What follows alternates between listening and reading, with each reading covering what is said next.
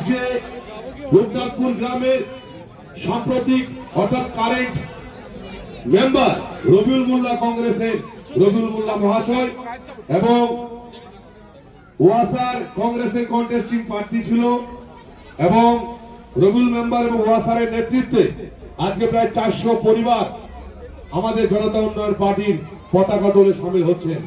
তার হাতে আমাদের ফ্ল্যাগ তুলে দেবেন আমাদের জনতা উন্নয়ন পার্টির সুপ্রিমো তথা চেয়ারম্যান জনাব হুমায়ুন কবির মহাশয়। হুমায়ুন কবির জিন্দাবাদ, বাংলার বাদ হুমায়ুন কবির জিন্দাবাদ, মুর্শিদাবাদের নবাব হুমায়ুন কবির জিন্দাবাদ, হুমায়ুন কবির জিন্দাবাদ, হুমায়ুন কবির এগিয়ে চলো, হুমায়ুন কবির লড়াই করো, আর নয় দরকার